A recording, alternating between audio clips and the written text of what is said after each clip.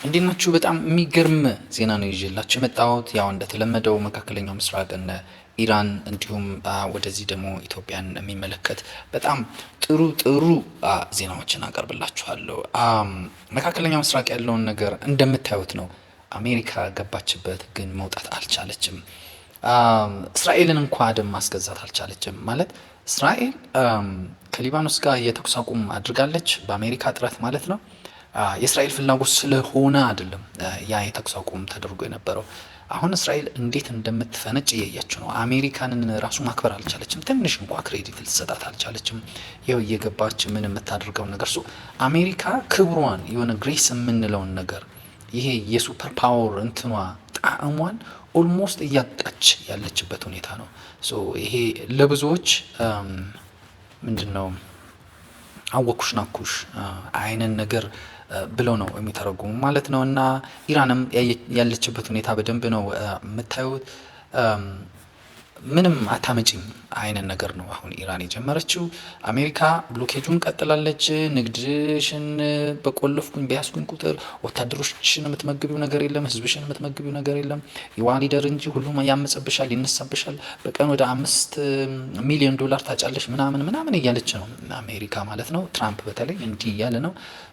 መጨረሻ ላይ አመፁ ይፈነዳል ብሎ ይሄ ብሎኬጅ መጨረሻው የኢራንን ህዝብ ለአመፅ የኢራን ታጣቂዎች ማለት አርጂሲም ሌሎችንም ለአመፅ ማነሳሳት የሚል ነው አሁን ትራምፕ ያለበት ሁኔታ ማለት ነው እንጂ ገብቶ ወረራ መፈጸም፣ እግረኛ ጦር መላክ፣ ካርግን የመሳሰሉ ቦታዎችን መያዝ፣ ይሄ ደሴቱን ማለት ነው። እነዚህ ነገሮች ኦልሞስት አሁን የተተው ይመስላሉ። እግረኛ ጦር ምናምን የሚታሰብም አይደለም። እና ኢራን ደግሞ በየቀኑ በሚገርም ሁኔታ ነዳጅ እየላከች ነው።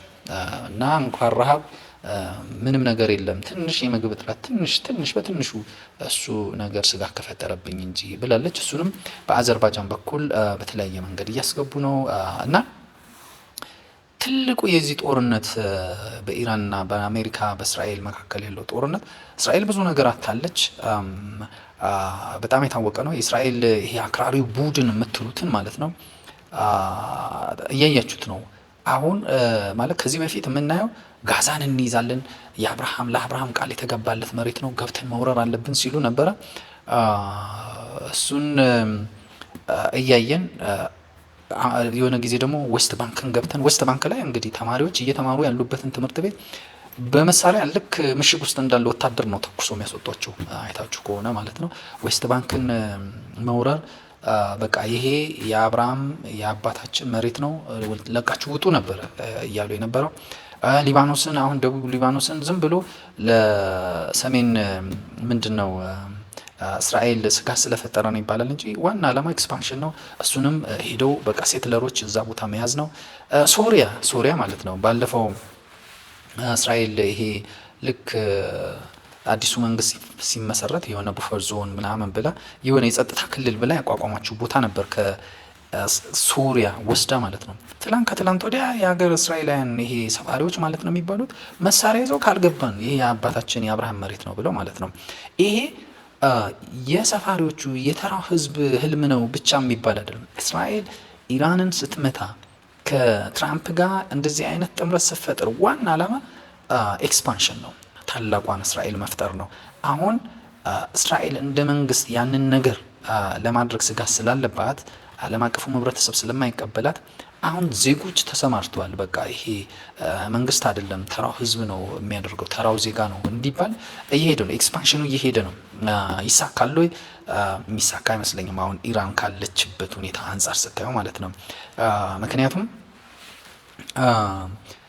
ኢራን አሁን ባለችበት ኮንፊደንስ፣ አሜሪካ ደግሞ አሁን ባለችበት መሸማቀቅ እና ወጥመድ ውስጥ ከቀጠለች ማለት ነው ጆርዳን ራሱ የጦርነት አውድማ ልትሆን ይችላለች እየዋለ እያደር። ምክንያቱም የኢራን ደጋፊዎች የሆኑ ታጣቂዎች በዛ በኩል አድርገው ዌስት ባንክን ሊያጠቁ ይችላሉ።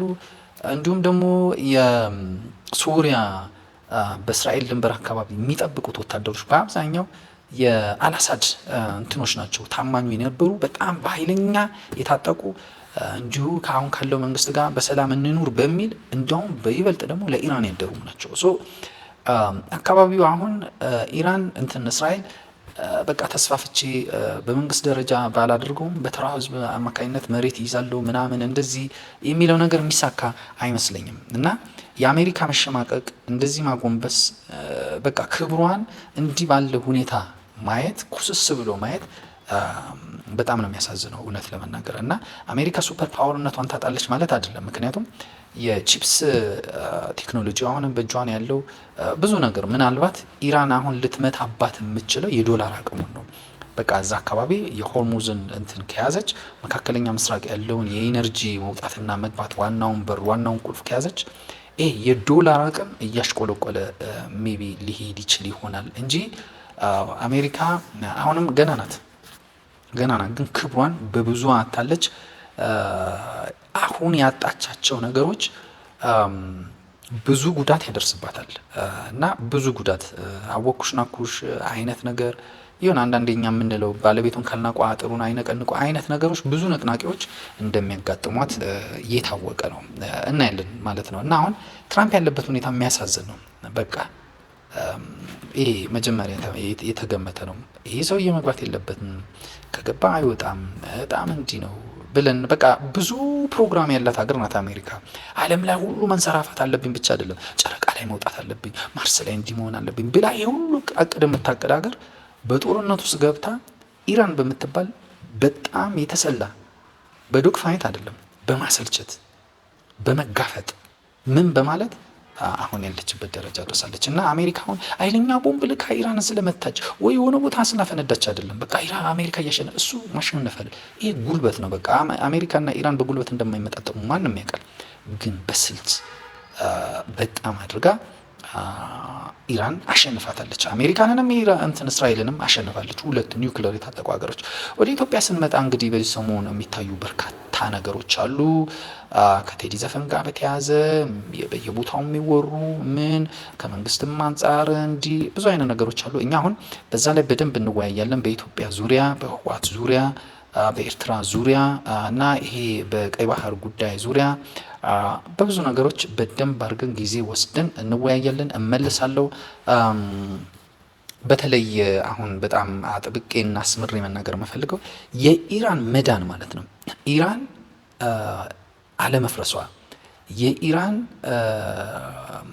ሉዓላዊነት አለመፍረሱ፣ የኢራን መንግስት አለመፍረሱ፣ ሪጅም ቼንጅ የሚባለው ነገር ተግባራዊ አለመሆኑ አለመሳካቱ ለኢትዮጵያ የትየለሌ ጥቅም አለው። ምክንያቱም ኢራንን ለመጋፈጥ ኢራንን ለማጥመድ አሁንም ቀይ ባህር አካባቢ እዚህ ምስራቅ አፍሪካ አካባቢ የአሜሪካም የእስራኤልም ብዙ ነገሮች ይኖራሉ። ያን ኢትዮጵያ የምትጠቀምበት ነገር አለ። ህወሓት አሁን ያንን ካልኩሌት አድርጎ እየተነሳ ነው። የኢትዮጵያ መንግስት ምን እያደረገ ነው? አብረን እናየዋለን፣ እንወያይበታለን። እመልሳለሁ።